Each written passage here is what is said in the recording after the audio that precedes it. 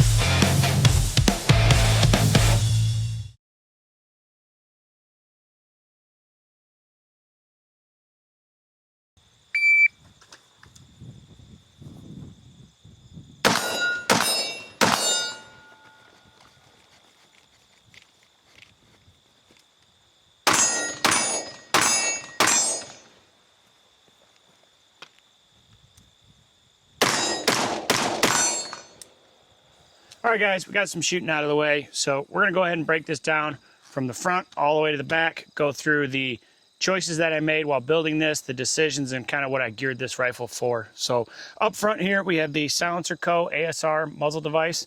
I just did the 3-prong with the future intention of putting a suppressor on here. Underneath is the Streamlight TLR RM2, it's the RM2 with the pressure pad up on top. And then we have the BCM foregrip. I just went with the short one. I like the short ones. I don't particularly hold them down here. I just kind of use them as a hand stop. I could switch to a hand stop, but I don't know. I kind of like the profile look of having the vertical foregrip. The barrel is a CMC 223 Wild barrel. Being 223 Wild, you can also shoot 223 or 5.56 through it as well. I went with that. It's a chrome line barrel. It was a little bit higher end. It took a fair amount of the budget, but I thought it was worth it investing into the barrel. The rail is a Stinger rail, and then you have full arrow precision upper and lower here. We went with the Daniel Defense bolt carrier group, and then after the build was done and the $1,500 was accounted for, I added on a bad lever onto here. I've never had one on a rifle, and I wanted to kind of experiment with it and see how the reloads were with it. So I really enjoy it though now. It does have Daniel Defense fixed front sight posts, front and rear, and then a Spark red dot, and it's a perfect 100% co-witness on it. Very nice. You can easily see up over top of the irons just to get to the dot if you want, or you can kind of hunker down and let everything co-witness all together. Magpul furniture back here, nothing crazy, nothing fancy. Depending on where I was at with the budget, kind of dictated what I was going to get. If I had extra, I could splurge a little bit, but there was key points that I wanted to spend my money on, and it was the bolt carrier and the barrel. And then if we work our way down, Magpul grip as well, and then a Spikes Tactical Enhanced trigger guard, and then we have a Timney red trigger here. I don't know the exact specs on the poundage, but I would imagine it's somewhere between 2 and 3 pounds. It's super crisp. No take up on it. It's just trigger every time. It's really nice, and that was a little bit of the budget as well there. So this was built with the intention of just being a fast, lightweight build. I didn't want to go with like a quad rail, anything that had a bunch of rails up here to add weight to it. I wanted it to be quick, red dot, close range. Could it shoot 100 yards? Yes, but I just wanted something fast, up close and personal, and kind of get it done. So with that, we're gonna go run a couple more drills, get into something a little more exciting.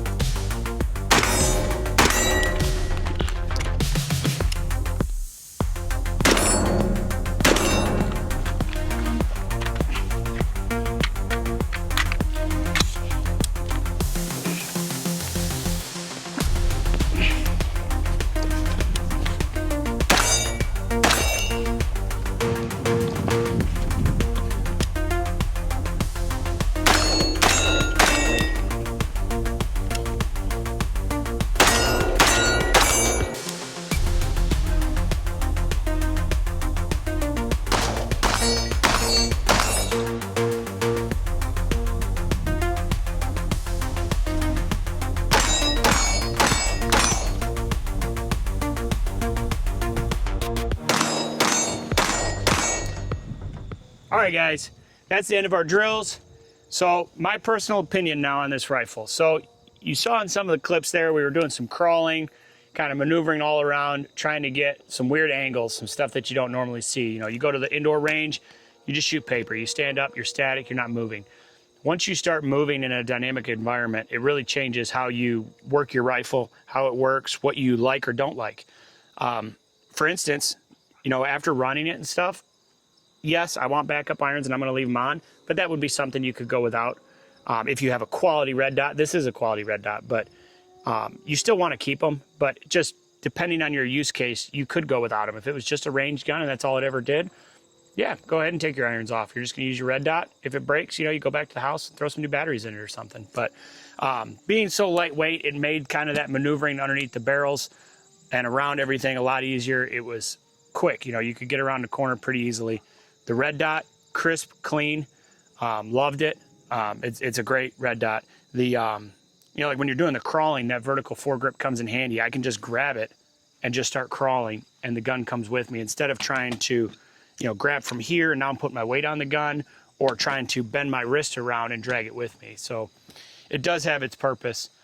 Plus, you know, if you ever were setting it down on something, you can set it on here, maybe instead of setting it down on the rail and smacking into something or using it as a standoff device or a barricade device. So I definitely think that's necessary. But yeah, it's definitely possible to build an AR, $1,500 or less, depending on the market. You know, nowadays it might run you a little bit more. Could be cheaper too. I mean, there's a lot of things on here that you could definitely get down to a cheaper price and have similar results. This barrel will probably outlast everything on this gun. And that's what I designed it for, and that's what I wanted it. But, you know, you could downgrade the barrel, you could downgrade the trigger, you could go with a mil-spec trigger and do a whole parts kit for 80 bucks. So just depending on your budget, depending on what you want to do, it's all upgradable in the future. You can start small, work your way up. I encourage you guys all to do some research, get out there, try to build an AR. If you guys have any questions, let me know. I'd love to help you guys. I still have the full spreadsheet from when I built this one with everything on it. And I think it's exciting. You know everything about the gun, all the internals, how it works. And it helps when you're trying to diagnose like an issue. If your gun's not doing something or the brass is coming out a certain direction, you know every part that went into the gun. So you can adjust it and kind of fine tune it to work just for you. So keep that in mind. Hopefully you guys enjoyed the video. Like, comment, and subscribe. Turn the bell on. And have a nice day.